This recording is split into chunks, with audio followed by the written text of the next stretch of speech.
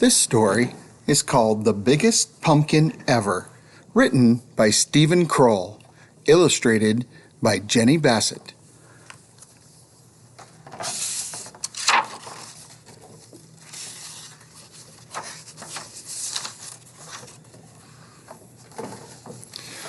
Once there were two mice who fell in love with the very same pumpkin.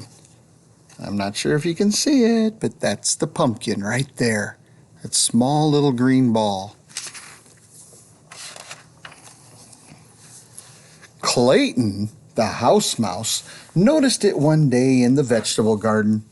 It was still little and green, but Clayton thought he could make it grow really big. It might even get big enough to win the grand prize at the town's pumpkin contest. Now Desmond was the field mouse. He discovered the pumpkin the same day. He thought that if he helped it grow, it could become the biggest jack-o'-lantern in the neighborhood. So you see how both of them, they're looking at the very same pumpkin, but they have very different ideas of what they want to do with that pumpkin. That afternoon, Clayton watered the pumpkin. He also mixed up some fertilizer of manure and water. He spread the mixture around the pumpkin to make it grow larger. That very same night, Desmond went into the garden, and he watered the pumpkin too. He also spread some manure mixed with water all around it. See, both of the mice are doing exactly the same thing. So that pumpkin is getting twice the water and twice the amount of fertilizer too.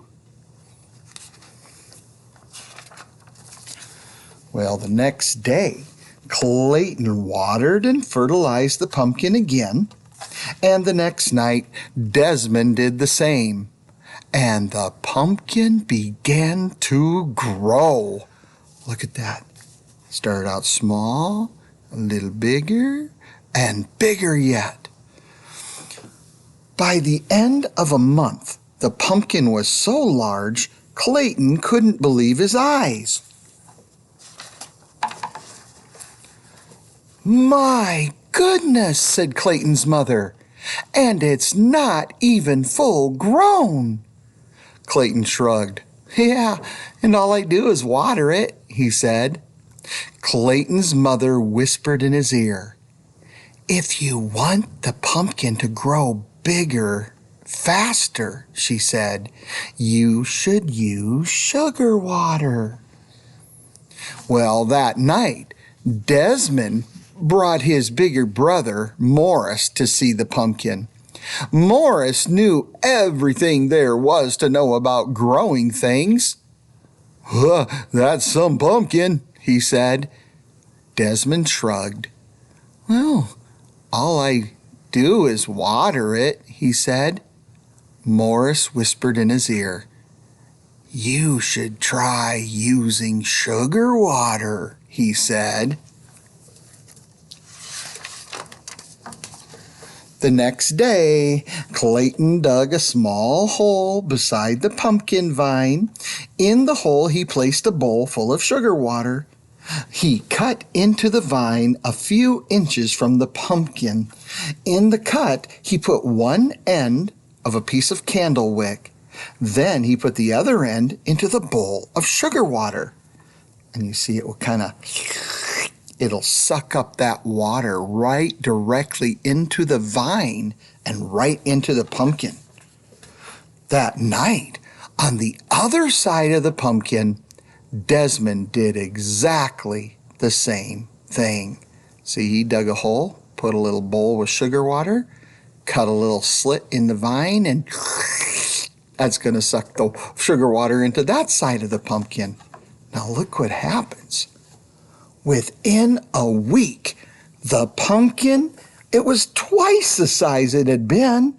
And within 2 weeks, it was absolutely enormous. Look how big that is. It's bigger than Clayton. Well, Clayton was amazed. He ran down the road and he peeked into his friend Jimmy's pumpkin patch.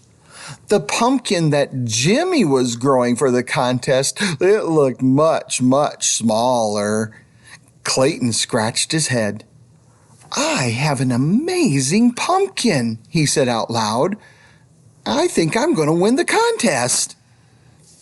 Well, that night, Desmond and his brother Morris, they spent a long time looking at that pumpkin.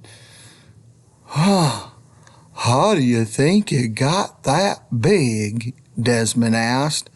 Morris shrugged. "Little luck, a little skill." "Oh, it is going to make some jack-o'-lantern," said Desmond. "Yep, sure is," said Morris.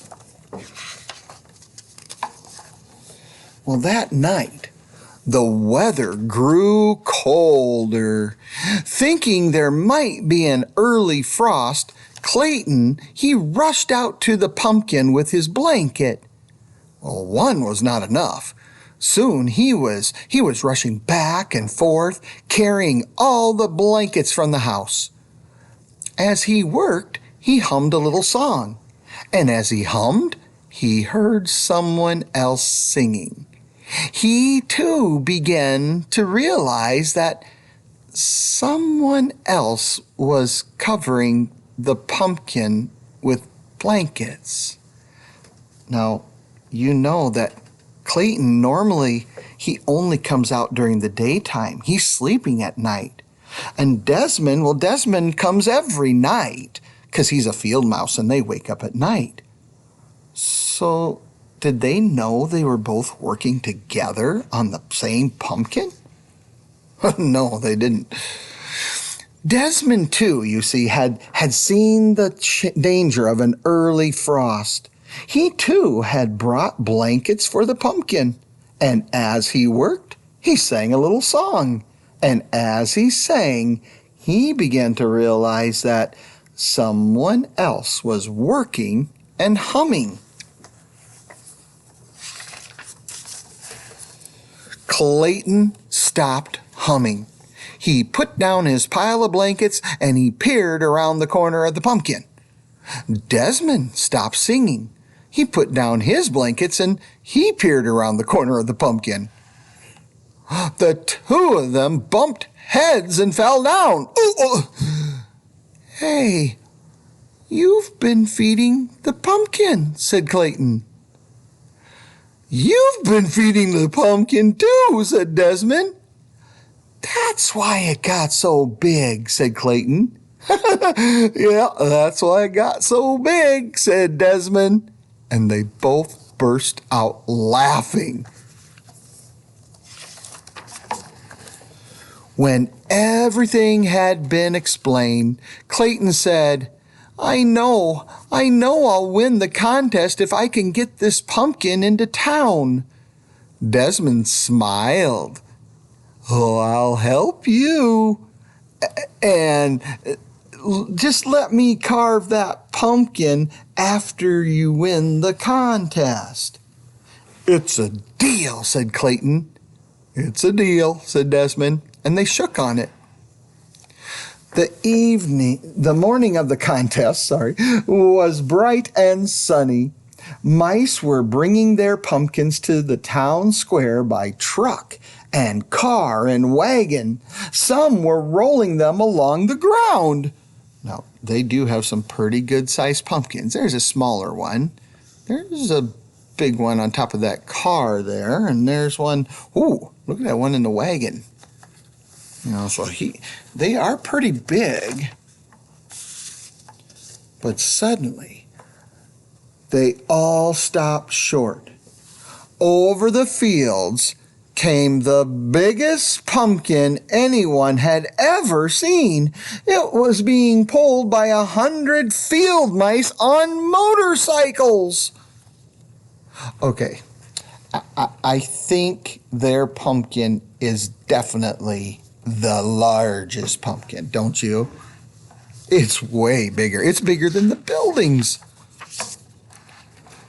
Well, when the pumpkin reached town, it was too big for any of the streets. Clayton had to explain why they couldn't bring it to the town square. The mayor understood at once. He led the crowd to the giant pumpkin, and he placed the first prize ribbon on its side, and then everyone danced around it. "Who would have believed this?" said Clayton as he danced. "Yeah, who would have believed this?" said Desmond as he danced the same moment.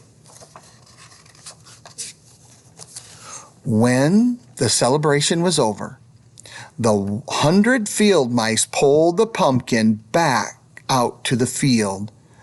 The day before Halloween, they carved it into the best jack-o'-lantern ever.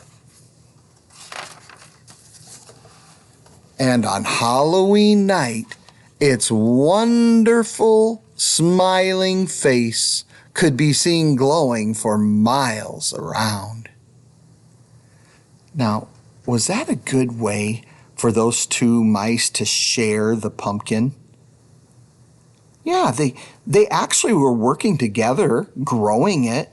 Now, they didn't know they were they were doing it at the same time, but they both worked hard to make it grow so big. And I thought that was a great way to share that pumpkin.